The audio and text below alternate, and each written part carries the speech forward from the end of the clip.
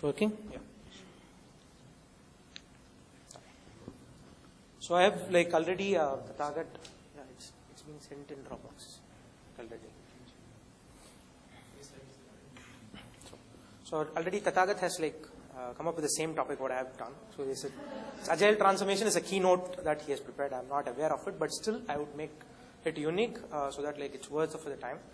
Whatever the examples that I'm going to quote is not going to be from software, but it's going to be an information and technology being for certain other industry where they try to apply and then get it at most to an extent where they have realized value. So whatever the examples that I quote, and also I just want to make it interactive so that you come out of that metric and also be awake till the session ends. So thanks to Ashutosh and the organizers for moving it for second, like at least second session after lunch. It's a tough task to make you awake. And that too rules that sets do's and don'ts of transformation, where none of them like that, saying when we break rules often, and we don't respect signals often, and we follow ambulance whenever there is a lane. So we would see a lot of examples which might help us in terms of the do's and don'ts of a transformation. Particularly, I have kept this topic in do's and don'ts just to catch the eyes so that like it's easy for us to understand what is the rules for us to just like lead a transformation.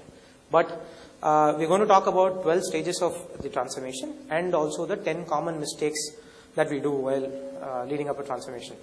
So the main point here is in like it is a Stephen Dunning paper. So this is been a talk for the World Agility Forum as well, but it's my version. So I have taken only the points, the 12 headings alone, but whatever that I'm going to talk is nothing related to his paper, but I have given a courtesy to him for the topics. So a quick introduction about me. Like I'm Ramanathan Yegyanarayanan and I work for Standard Chartered Bank.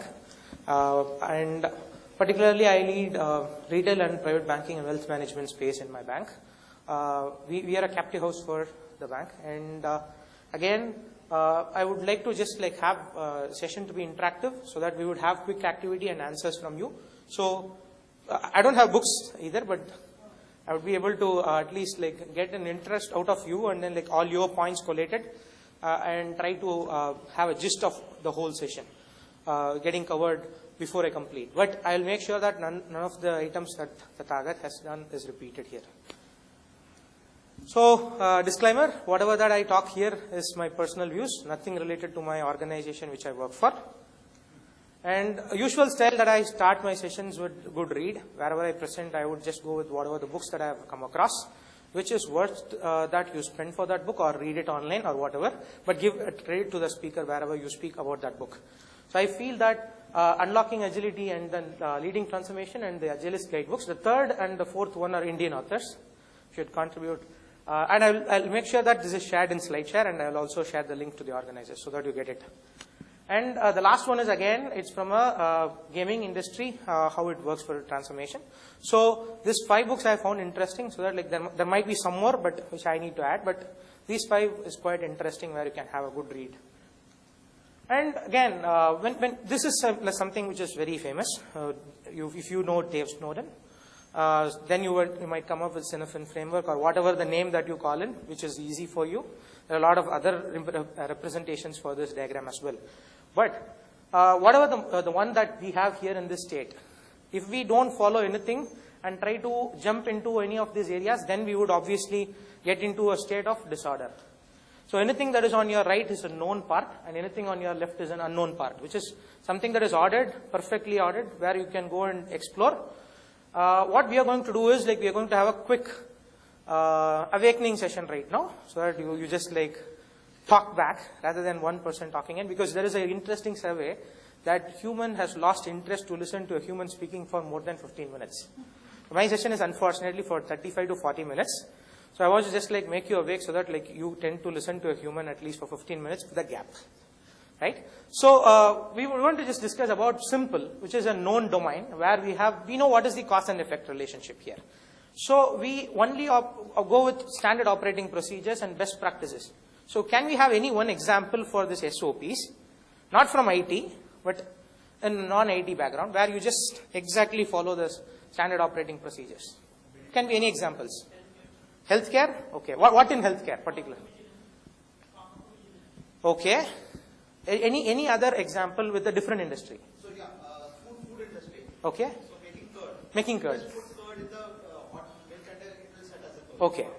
It's a standard process. And what if this standard process wants to jump into other thing? One quick example is a thought that it came in when I was traveling all the way to Kolkata for the first time and flight today. There is an airline industry, right? They do a standard operating procedures before they just take off. And they would just tell you, rather than security check, something that no one listens, but they still try to do that. Say, fasten your seat belts, do this, that. And they would also tell in English, like Hindi and English, where you would feel that, okay, this is something which is boring. When they try to jump into other complex or complicated domain to make it interesting for the audience, what will that be? Yeah, I saw a video on that actually. Yeah. There's a video where the flight attendants were actually animating it as a film, rather than Okay. making it boring. So there's a video on YouTube. I don't have the link of it. Okay. But they tried to do it in a different way. And that would not be in simple domain. That would go in pattern management because they understood that you are not interested. Exactly. That's the pattern management where they are looking at it. And for complicated domain, we might use Kanban here because it's expert judgment. And you go with WIP limits and then like system thinking and scenario planning, whatever that is there, it's exactly applicable with this. But what do you think it is like your cause and effect is like separated in time and space? Which example would be best for complicated domain? Any industry apart from IT? Come on, sleeping? Manufacturing? Okay. But when we say manufacturing, what are we trying to say there in manufacturing? What it is? It's car manufacturing. Okay. I can probably the heart surgeon would come in there. It's anyone who gives you expert advice. Exactly. Because for you and me it will be different. We might have the same blood pressure, but the advice would be different. And you go for a second opinion as well. Exactly. And The heart surgeon would be there. yeah. And what does it goes to complex domain? Tathagat was like talking about this complex domain, not in this word, but then he was telling that is something unknowable, right? So what is that we focusing here? Pattern management, understand and experiment something, fail fast and then learn. So in this complex domain, Scrum would obviously work. But right now, as per Scrum Guide, it's only for software, not for non-software. But what if it is going to be for non-software as well? Because there is a book called from J.J. Sutherland, Scrum Field book, that's been there, and it's mostly touching around out of software context as well. So I would say that like this pattern management complex domain is purely an emergent practice. How many of you use mobile apps, and particularly with the ease of use at home? You don't go to a hotel and buy for idli or something for 100 rupees, but then you pay 300 rupees for a Swiggy person and then get the same idli, right? Maybe you can differentiate that with the geographic dish at your place. But still, it has a big variation and it is giving you a laziness of getting that. And that emergent practice is very simple. They understood that people want food at their home rather than going to a hotel and waiting for you. And then they have appointed a mediator. And you're paying for that mediator rather than a waiter at home. Right? Which is again a practice which is emergent. And again, when you go into this domain, chaotic, can you give some example which is chaotic? Might be demonetization. Excellent example. You do something that is all at a sudden, because I don't give you an option to just be prepared. I just give an instruction all at a sudden and then put you into trouble. But rather than into trouble, it's for a good cause. So you will not realize that, and that crisis would be managed somehow. And a good example for chaotic domain is like, how many of them are like eager about Vikram lander? Anticipating whether it would turn up from the vertical position and then it will start working. Many of them have been praying and do archana and like pujas and all the way in the temples that is there in and around their home, and then pray for ISRO. Right? We will have more examples like that. But this one, when you are trying to be in simple domain, and if you are trying to operate the standard operating procedure and there is a demand for it, be in that simple domain. No one is forcing you to just jump to complex or complicated or chaotic domains. When you try to jump into this which doesn't fit for your need, then you will get into this disorder. And that makes every industry and say, how many of the agile transformations fail? Did your organization have successful agile transformation and ask someone to raise their hand? None of them will raise their hand. And 84%, you will have a statistic says 84% of the agile transformation failed. What about this remaining 16% which is successful? Or it is not applicable. We don't know what is that number. And that's the way how we've been pointing up to this diagram. And unless and until if it is in a different domain, which is complex or complicated or chaotic, never ever try to move in that state so that you will fall into a disorder. Again, we have lot of things in plate. We have many methods, like we have lot of scaling frameworks, we have many methods, lot of school of thoughts that comes into picture. You do this and I call it a method, you call it a strategy. I call it again, I will call it a framework, you call it as it's not a framework, it's a methodology, a family of methodologies, whatever. But if it is Kanban or Xban or whatever, like Lynn Kazali have been telling up, this is the way how it works. Use whatever that is there into this method and then tend to work for it. But don't try to be a copycat. And one good example is like taking up a musical company which has a culture of having up a good framework that it comes from, but then like you tend to copy the same thing in a manufacturing industry, which doesn't work. And they have their own rules and they say no Scrum Masters, only Agile coaches, and you tend to have that. Your teams would obviously lose the value and then they will deliver nothing. And they don't have a career path as well.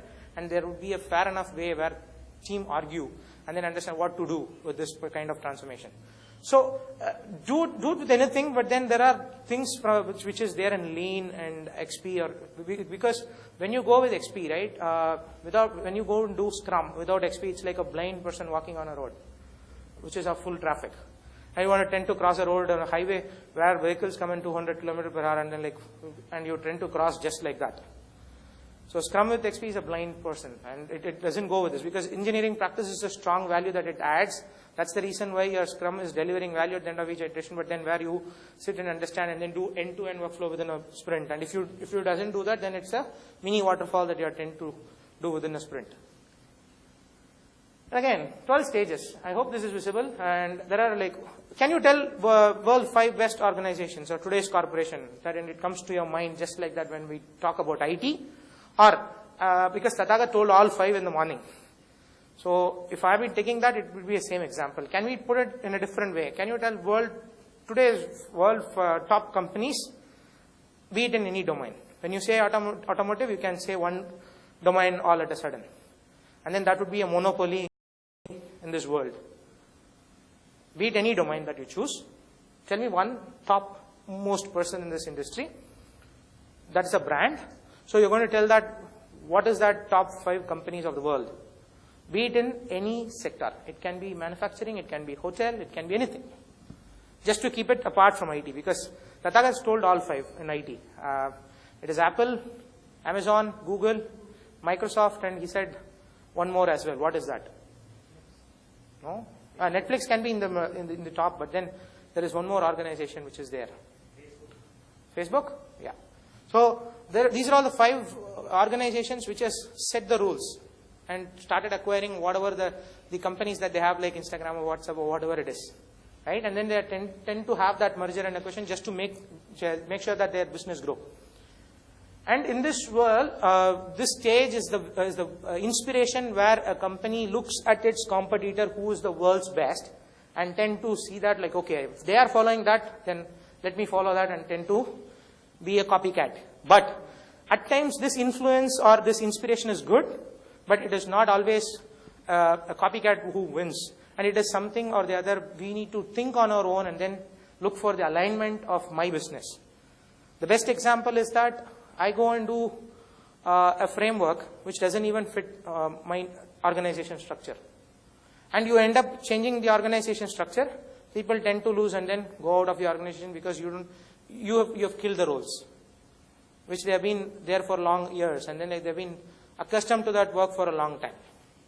And you have the call to action taking stock. It's again, when I go into this phase, I know already there are certain people who have been working on the organization who might be following Agile in the name. I would say being Agile or doing Agile, whatever.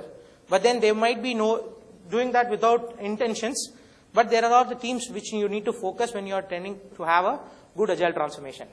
Example is Barclays, because they started very early.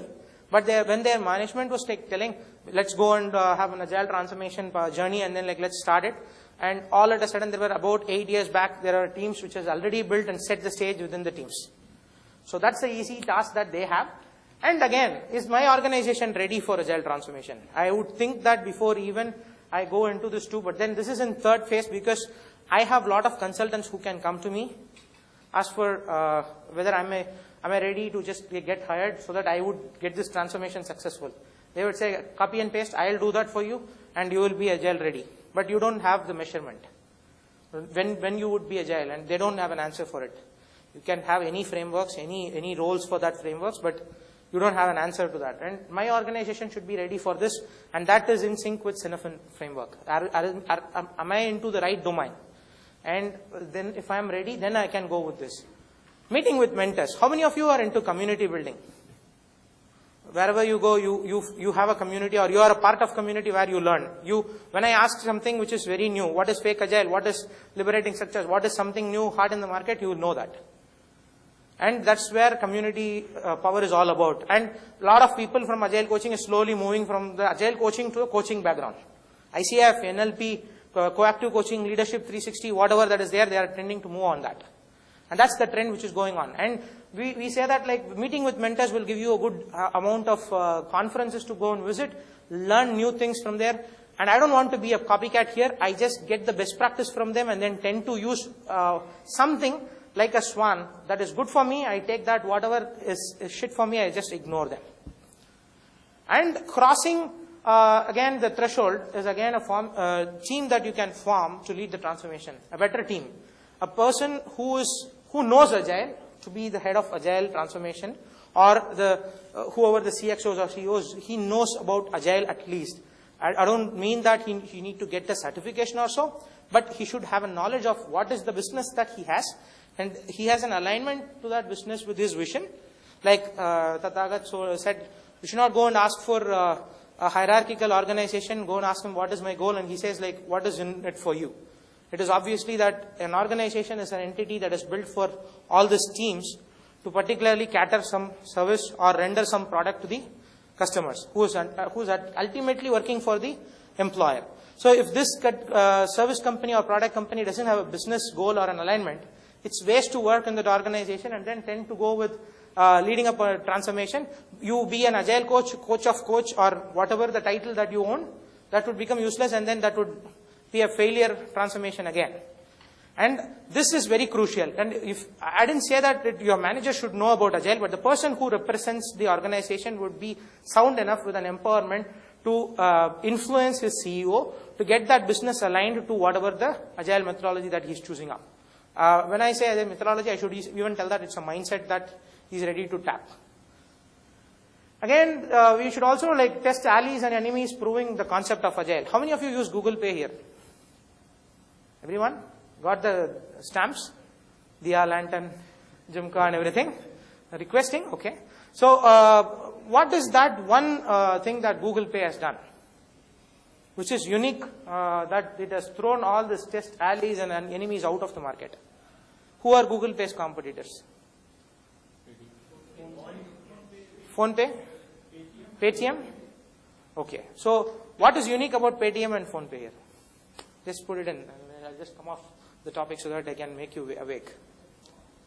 So, what is unique about PhonePe? Their business model. You don't have a limit for transaction. Google Pay has a limit of 50,000 per transaction a day. And you tend to transfer for a bigger sum of money, after 50,000 it will not go through.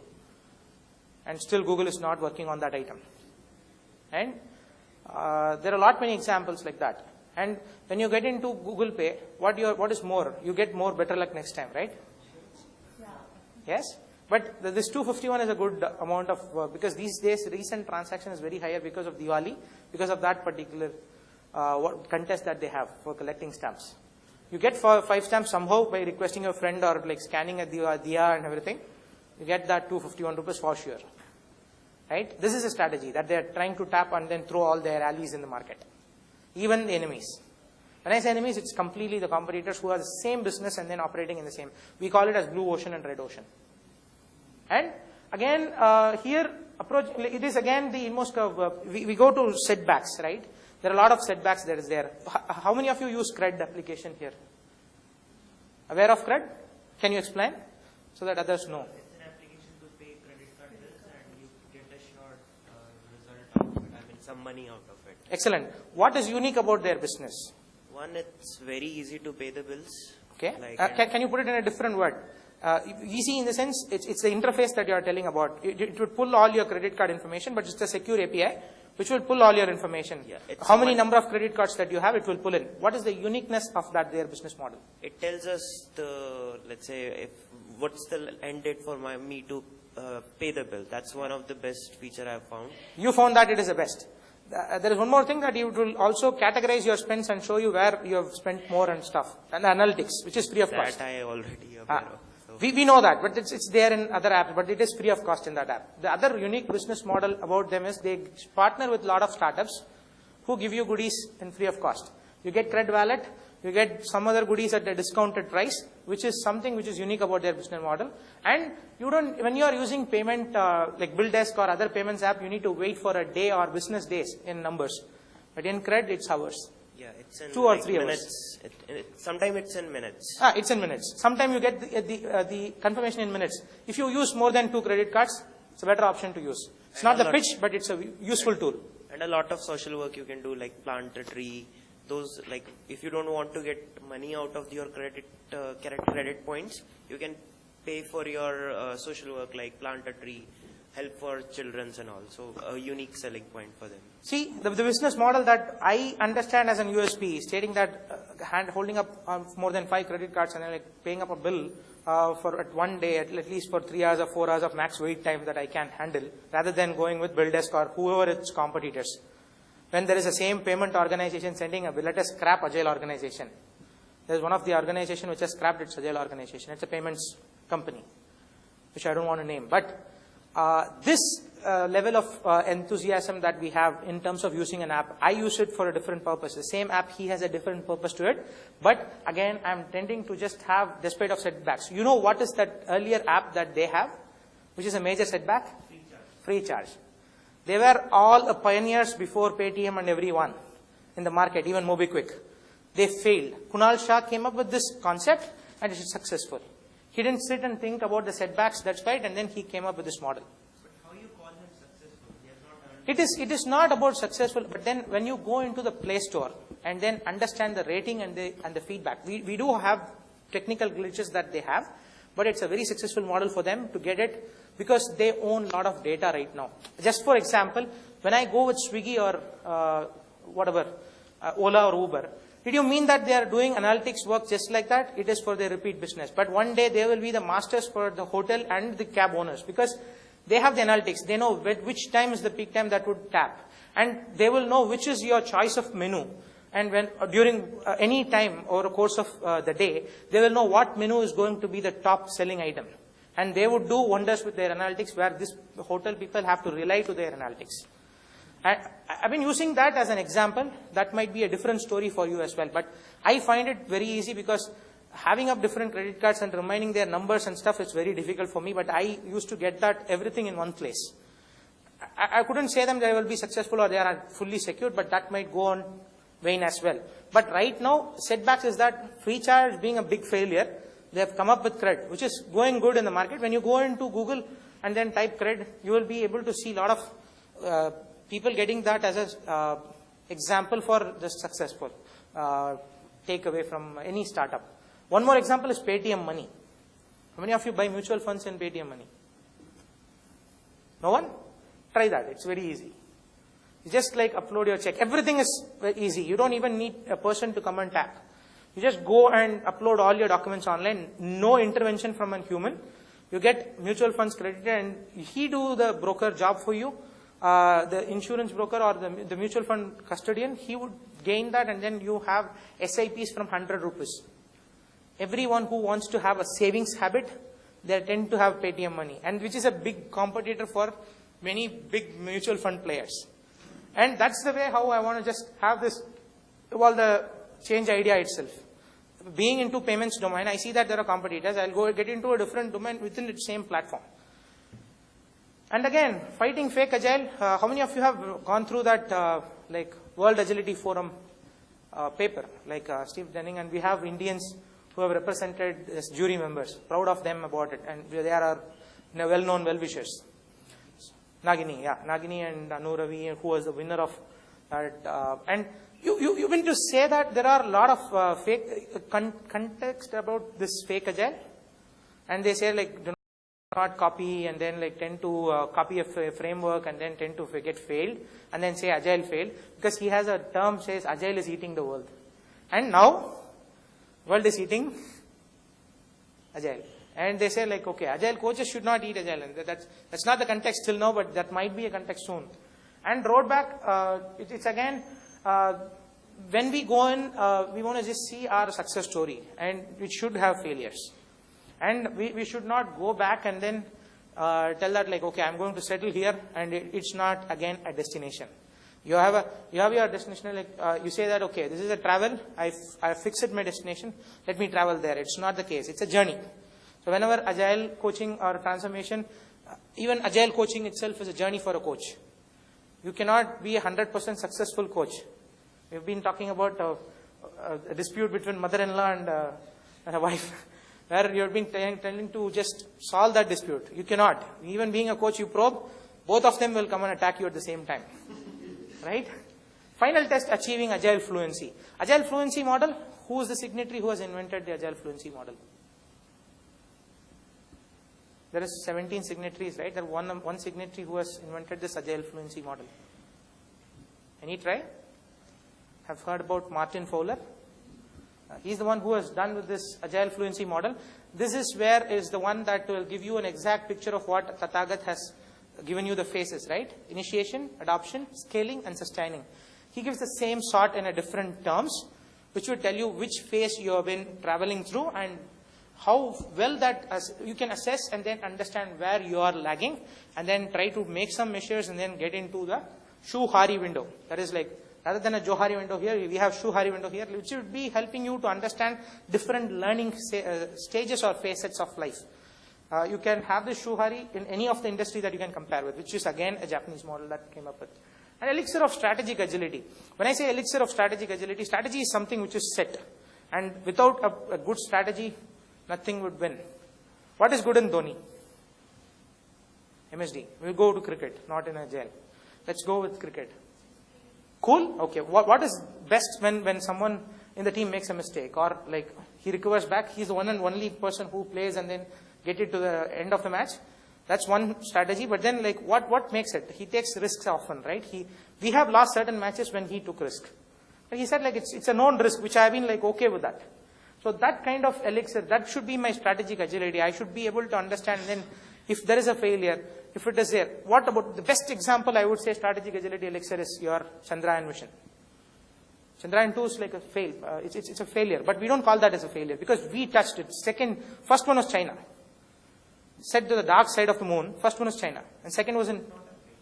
It was not a failure. I'm telling you that we didn't achieve our purpose, but still. 95%. I don't want to let me go in with this context. When I'm saying failure, it is like we didn't achieve our purpose, but we are very confident enough because we have set a strategy for Chandrayaan 3 where we are going to go with manned mission.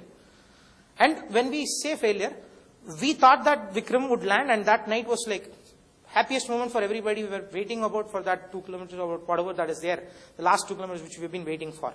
But it's okay, and that's the failure that we are looking at. When we consider failure, you have seen how a prime minister who has invested a lot from the government's treasury to that particular mission, which is completely gone, but then it's still taking up the moon's picture and stuff. But whatever the lander has to do and to get the research of that moon, it's not been done. But still, we are okay with going with the next one, which is a strategy that has been set. I'm just giving you an example.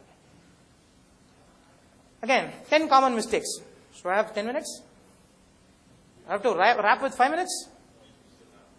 15 minutes? Okay, great. So I have a lot of content to present. So 10 common Agile mistakes during transformation. When we have this kind of assuming a new software tool, and if I use Jira, I use Rally, and I know that tool well, and I create a project, everyone updates story points and stuff. Anything that I do a task and then like just follow the workflow, then I mean, sir, my team is Agile, which Tathagat has touched upon, right? So anything if I tend to go with manufacturing, if I completely know about the manufacturing and the assembly line, I cannot say I'm fully Agile. Because Toyota Katha, a book where you've seen Nikar Thurlov, he's like a coach from Toyota. He's giving up something which is there in Toyota with the help of Scrum. So he has written a lot of good articles and case studies. Read about that, it would be highly inspiring. Okay, how a manufacturing set is giving up a different one. Like how Popendik has given something from lean to lean software development. This is a good analogy to just go and read. And again, not including your customers in your transformation journey. I just go in and then like say, okay, I'm having a method of going into a transformation journey, but I don't include my customer. I say, okay, I am Agile. I'm least bothered about my customer, right? Because you don't even ask his feedback. And that's how it is going to be because without if you don't have a product manager and if your team isn't interacting with him on a daily basis, be it Scrum, Kanban, XP or whatever framework or methodology that you're going to adopt, it's going to be a big failure. Because I'll develop something for me and then keep it and then like go and give it to the customer and then say, take it, this is what I can deliver and then this is what this is for you so that you can use it. And when I don't even ask for a feedback and just say, this is delivered. This is acceptance criteria. But then when they come for a change, we are not taking that as it is. Because we have a lot of same thing in Agile. We say that like we don't enter in change within a sprint. But we still in practice, we don't go in books, we still in practice, we swap the equally sized story and then like get to done and then satisfy the customer, right? But still, how many of your customers would give you a good net promoter score when you deliver something good? Or how many of you have till SIT is my responsibility, UAT and production, let him take up a call. But when something comes back and then says, this doesn't work in my machine, you say, that's not my responsibility, it worked in my machine. Right? That's not the way how we answer. But there are a lot of people who have missed it this way because we have a game called Chinese Whisper. How many of you have played this game? Right? Tell any statement, stand in a line and then like tell any statement. First person giving up a statement, ask the 10th person, for sure he will not get what you have said. Right? That's how the business analyst does that. I'm not demeaning the capability of the business analyst, but if you don't have a direct connection or the interaction within your business owner or the product manager or whatever the term you call, but he should be the real facet of the customer. He might not be a middleman like your proxy product owner, or you have a scribe who just writes whatever something, but he would listen, half goes in a way in his air and then like he would just take something else and then write whatever he feels. That is not something which we want. And in this case, this is very important. And again, retaining your skill-based one. I am good at this. How many of you are Salesforce certified? How many of you are Atlassian certified? How many of you are like front-end, full stack developer? How many of you are Java certified? No one? No one? Not even one? Okay, so can we just quickly have one table, at least one person per table, like tell them what your skill set is all about. You can say that I'm a full stack developer, I'm a business analyst, whatever. Except Agile coaches. All are Agile coaches here? No developers? Okay. Okay. So technical Agile coach, like what skill set you are very good at? Okay. XP practices. Okay. Good. So engineering practices, you are good at it. But then you are also playing up a role of Agile coach, which is again something that I am trying to break this skill-based silos. And also I have multi-project staffing, shared services. I have this guy who is working on this project for 0.25%. And I have someone or the other 2.25 in another project. You don't know what he really does in all 4 projects. Right? That is the criteria that we have been looking at and then like try to understand during his performance appraisal. And task switching, which is a good object in your Kanban. Switch task when you feel that the WIP limits are full, but then we don't encourage that in transformation because you switch task, jack of all trades but master of none. You don't do anything. Everything is half done. Scrum thumb rule is again a good rule for you to follow. Have a good interaction which will have your thought and provoke that 4 values and 12 principles are always in your mind. Any frameworks or any methodologies within Agile umbrella will tend to follow these 4 values and 12 principles. And when I go with this and then tend to understand what is very important for me with respect to task switching, I would take Scrum example, a thumb rule in Scrum. Anything half done is not done. So anything that is 99.9% done is also not done. It has to be a spillover or it has to be in product backlog, whatever it is, and which it can go to the next sprint based on your product manager or your product owner's call. And again, thinking parallel projects keep customer happy. When you, whatever that you have told is creativity, that flourishes from a Scrum team. When you turn that to money, it's innovation. And customers love innovation. I don't say that they hate creativity, but their focus is only on innovation, not creativity. And again, ignoring like agile feedback loops. You want to take feedback loops then and there. If you are not taking that, it's a hazard. And not including process improvements in your team's work product backlog. That's your primary item of which event in Scrum? Retrospective. Working on infrastructure designed to support long waterfall style projects. That's what he said, like Scrumfall or mini waterfall or mini Scrumfall, whatever you call. And again, expecting change to be smooth. There is one mantra even when we go for relationship mastery or whatever the mastery levels that we attend for coaching program. They say that change is inevitable. Or we rephrase it in a different way. We don't call it change. We call that this moment is inevitable. You don't crib or you don't be sad for anything because this moment is inevitable, and practice this, you will not get anger in your life on anyone. And these are all the references that I have, and I would share the slide share links with you, and as soon as it's uploaded. Any questions?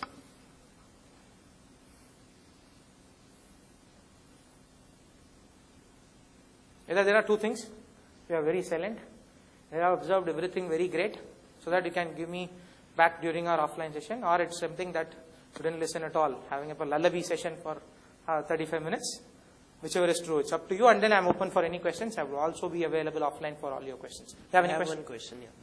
So, what's your thoughts on like a lot of agile consultants these days are using certain tools to measure the agility? Like how good a Scrum Master is, they come up with a lot of assessments and then measure them, then tell them, okay, this is how you are, you have to be like this. So what's your thought on, have you seen such trends in market? Wherever I go and coach, and then wherever the fellow coaches whom I see, at least like we go with outcome based metrics. We don't focus on output. That's again a touch upon his point, but then to put it in a different way, there is a metric is like the data to measure. There's nothing without a measurement makes sense, but it is again very important that what you are measuring. And like your Scrum Master productivity and then per person productivity, and if you go in there, you're not believing individuals and interaction, you're going with process and tools. So how about maturity of a Scrum Master? Measuring maturity of a Scrum Master and a product owner, measuring how high performing Scrum teams are. Okay, great. So this question is like triggering about the Change Agent Summit which I attended last month. Like it's again, most of the Scrum Masters are transforming from a different role, which is evacuated role right now. Right? So transitionally they have been like thought to measure something, but seriously when you go into Agile Measurement Open in Scrum.org, being a Scrum.org forum here, like we want to just like insist on it. There's a open called Agile Measurement Open, which is a test. And it's also linked with your EBM, which is evidence-based management. That will clearly tell you what to measure from being a Scrum Master. And it will tell you what are all the things that it matters when it comes to numbers rather than numbers that doesn't even make sense for us. It's good to measure. Yeah, good to measure, but what to measure depends. Everything is good to measure. Like an output for everything is always good. But what we are measuring, that matters a lot. Any more questions? I'd be happy to answer your questions during offline, but then I make sure like I'm like at least giving a buffer of time to just like manage time, whatever that we have missed. Thanks a lot. Thanks for the opportunity, Agile Office.